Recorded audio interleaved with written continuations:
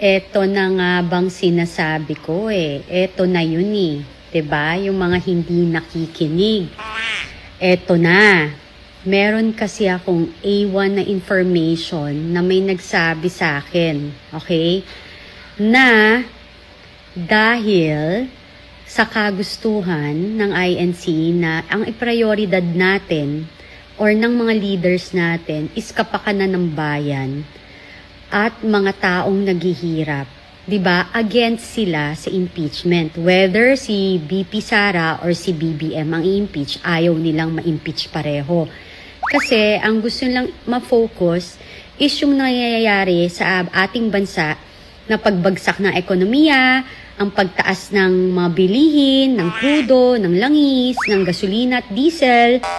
Tapos, ang ating mga leader walang ginagawa kundi sobrang hyper-focus more dyan sa impeachment. Ang balita ko, dyan sa HOR at sa Senate, kung sino man ang bobotong yes for impeachment ay magiging blacklisted na sa INC. Ayan na, tingnan nyo na lang. Tingnan natin. May nagsabi lang sa akin na yan daw ang mangyayari. Blacklisted. Kung yung nakaraan, di ba parang napansin nyo, kahit yung may mga bumotong iba, pinatawad pa rin. Parang pinagbigyan ng eleksyon. This time, sa inyo dyan, sa House of Representatives at saka sa Senate, tingnan nyo na lang.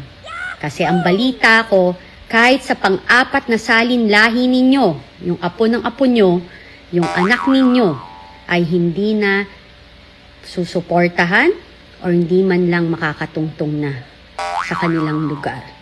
Dahil sila ay nakikiusap pero ayaw nyong pakinggan dahil nakita nila na ang prioridad ninyo ay mamulitika kesa ang iprioridad ninyo ay ang para sa bayan. King ina mo! Nasaan ba yung tubo? Ang pinagsasabi mong Pocahontas ka. Hindi mo naririnig kung ano yung sinasabi mo? Oh my God.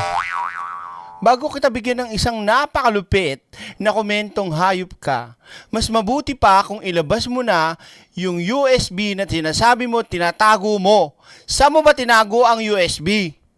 Sa box o sa pepe mo? Eto, totoo ba to? Pakisagot naman mga INC. Kasi kitang-kita na natin ang ebidensya ng putang inang yang si Sara Duterte laban sa kanya at sumasambulat na sa mata ng taong bayan ang mga katarantaduhan niya. Susundin ba kayo? Pasintabi po Respeto po ako sa inyo. Pero, hindi ho kayo pwedeng ganyan. Kung totoo po sinasabi nitong hayop na tong Pocahontas na to, isipin ho ninyo, nagmamagaling at nagmamarunong. Sabi niya, meron din siyang A1 information o A1 information. Eh kung ganun pala, na ayaw pala na ma-impeach si Sara at si Pangulong Bongbong Marcos, eh bakit pa kayo nagpapakapagod makipaglaban para mapababa si Pangulong Bongbong Marcos kung yun pala ang gusto ng INC? Wow, blacklisted, nakakahiya. Eh bakit kayo nag-effort na magsampa ng kaso at inatras nyo? Bakit? Dahil sumunod kayo? No, I think it's not.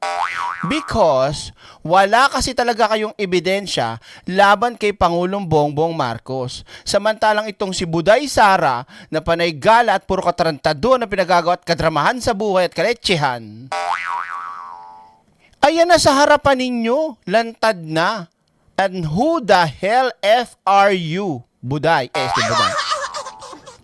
Kaya ako sa inyo, mga kapatid sa iglesia, sagutin nyo ang punyetang babaeng to kung totoo ba yung sinasabi niya. Saan ho kayo pumapanig? Sa katotohanan o sa kasinungalingan? That's all. Kaya Kati Binag, tang inumin mo, orange flavor. Nasaan ba yung tubo?